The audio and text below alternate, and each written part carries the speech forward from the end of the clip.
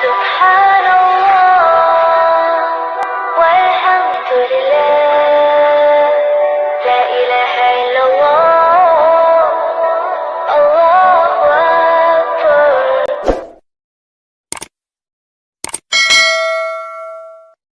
اعوذ باللہ من الشیطان الرجیم بسم اللہ الرحمن الرحیم وَلَئِنْ أَذَقْنَا الْإِنسَانَ مِنَّا رَحْمَةً ثُمَّ نَزَعْنَاهَا مِنْهُ إِنَّهُ لَيَئُوسٌ كَفُورٌ وَلَئِنْ أَذَقْنَاهُ نَعْمَاءَ بَعْدَ ضَرَّاءَ مَسَّتْهُ لَيَقُولَنَّ ذَهَبَ السَّيِّئَاتُ عَنِّي إِنَّهُ لَفَرِحٌ فَخُورٌ إِلَّا الَّذِينَ صَبَرُوا وَعَمِلُوا الصَّالِحَاتِ أُولَئِكَ لَهُم مَغْفِرَةٌ وَأَجْرٌ كَبِيرٌ صدق اللہ العظیم. اللہم صل علی سیدنا و مولانا محمد وآلہ واصحابہ وبارک وسلم. اور اگر ہم اپنے پاس سے انسان کو رحمت کی لذت چکھائیں پھر اس سے اس رحمت کو واپس لے لیں تو یقیناً وہ نا امید اور نا شکرہ ہوگا. اور اگر ہم اس کو مصیبت پہنچنے کے بعد آسائش کا مزہ چکھائیں تو وہ ضرور خوشی سے کہے گا میرے تمام مصائب دور ہو گئے، بے شک وہ اترانے والا شیخی خورا ہے، ماں سوا ان لوگوں کے جنہوں نے صبر کیا اور نیک اعمال کیے، ان ہی کے لیے بخشش اور بڑا اجر ہے. اللہ سبحانہ نے انسان کے احوال کو قرآن مقدس میں کئی جگہوں پر بہت مضبوط انداز میں بیان کیا، جیسا کہ ہم پڑھتے ہیں بسم اللہ الرحمن الرحیم والعصر ان الانسان لفی خسر. قسم ہے زمانے کی، بے شک انسان ضرور خسارے میں ہے. الا الذین آمنوا وعملوا الصالحات، مگر وہ لوگ نہیں جو ایمان لائے اعمال صالح کی.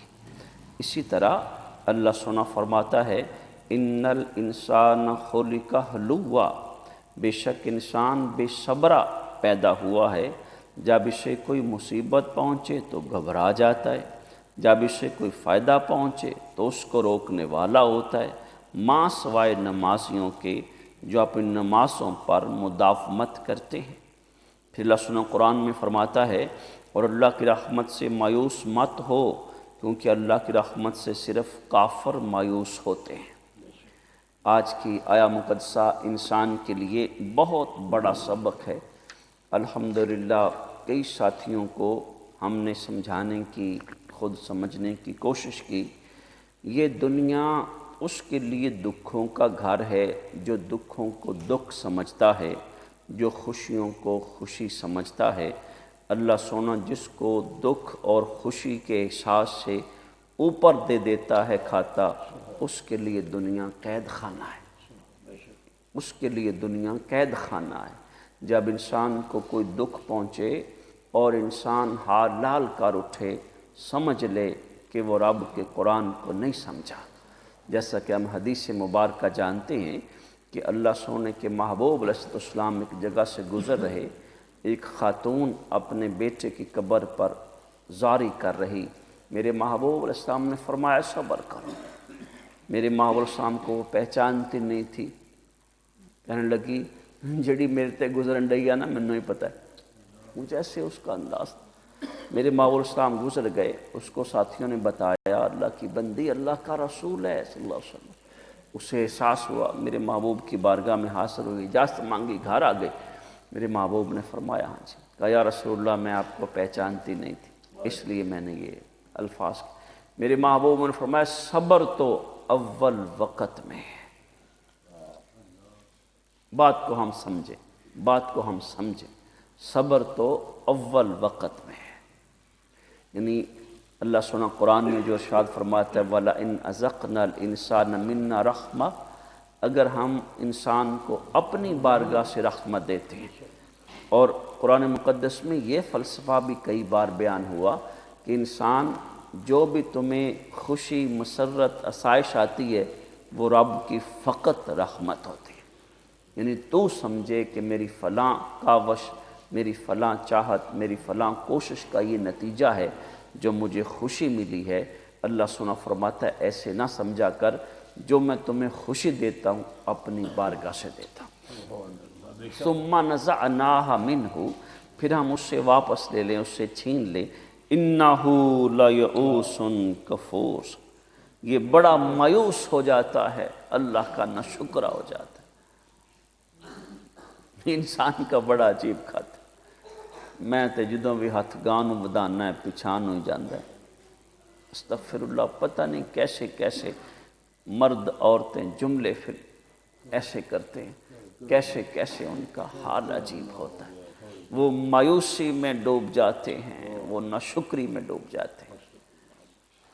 اللہ سبحانہ فرماتا ہے وَلَئِنْ أَذَقْنَاهُ نَعْمَاءَ بَعْدَ ضَرَّاءَ، جب ہم اس کو اس تکلیف کے بعد اپنی نعمت پھر دیتے ہیں، مست ہو جو اس کو تکلیف پہنچتی ہے اس کے بعد لَيَقُولَنَّ ذَهَبَ السَّيِّئَاتُ عَنِّي، او میرے سارے دکھ دور ہو گئے، اب بس میں مصیبتیں ٹل گئیں. ایسے ایسے نہ اس کو اپنی زندگی کا احساس، نہ اسلام کا احساس، نہ قبر کا احساس، نہ حشر کا احساس.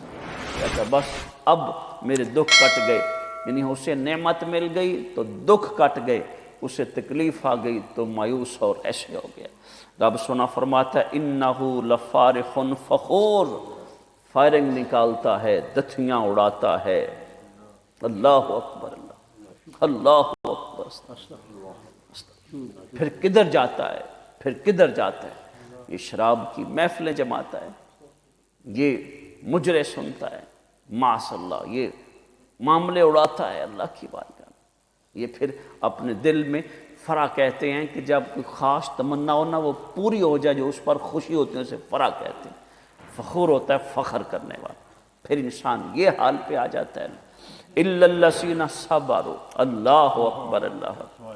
ہم نے کئی بار صبر کے پہلو کو پڑھا کہ ہم جو عام طور پر سمجھتے ہیں نا کہ دکھ آئے، تکلیف آئے، مصیبت آئے، نقصان ہو تو اس پر اللہ کی رضا میں راضی رہنا صبر ہے. یہ بھی صبر ہے، لیکن اللہ کی اطاعت کرنا، اس کے محبوب کی اتباع کرنا، یہ بھی صبر عظیم ہے. ہم صبح اللہ کی توفیق سے جو اٹھ کے اللہ کی بارگاہ میں سجدہ کرنے آتے ہیں، یہ بھی صبر کی ایک صورت ہے. ہم روزہ رکھتے ہیں، یہ بھی صبر کی صورت ہے. ہم زکوٰۃ ادا کرتے ہیں، یہ بھی صبر کی ایک صورت ہے. اپنے نفس کو اس کی خواہش کے خلاف کر دینا، یہ بھی صبر کی ایک صورت ہے. ایک حکایت میں آتا ہے، راہب تھا دوسرے دین والا، وہ بڑا عبادت گزار اپنے دین میں اور بڑا حالہ لیسے، اس کو حتیٰ کہ مکاشفے کا مقام حاصل ہو گیا. پردہ اٹھ جانا، پردہ تھا دوسرے دین کا. ایک نوجوان نے کہا یہ تو بڑا معاملہ غلط ہو گیا ہے، یہ تو دوسرے مذہب کا ہو کے عجیب ڈیرہ جمائے بیٹھا ہے.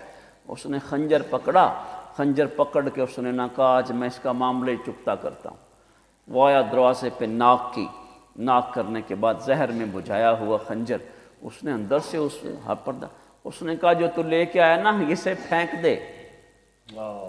اندر سے اس نے کہا تو جو لے کے آیا نا اسے پھینک دے. وہ اندر آیا، اس نے کہا بات ایسے ہے، تو اسلام قبول کرتا ہے؟ اس نے کہا ہاں میں اسلام قبول کرتا ہوں. اس نے کہا کس بات پہ، کس بات پہ؟ اس نے کہا آج تک یہ جو مجھے مقام مکاشفہ نصیب ہوا نا، میں نے اپنے نفس کی مخالفت کی ہے، اس لیے میں آگے بڑھ گیا. اور ابھی تو نے مجھے اسلام کی دعوت دی، میں نے اندر سے پوچھا کلمہ پڑھتا ہے؟ وہ کہتا ہے نہیں پڑھتا. میں نے کہا پڑھنا ہے. کفر تھا نا، اندر کفر تھا نا.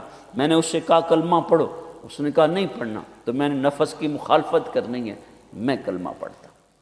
تو یہ جب انسان صبر کرتا ہے اپنے نفس کی خواہش پر، اللہ سونا اس کو اجر عظیم عطا فرماتا ہے. عامل الصالحات، وہ نیک کام کرتا ہے، اولئک لہم مغفرہ، اللہ فرماتا ہے اس کو بخششیں ہیں، اس کو میری بارگاہ سے معافیاں ہیں.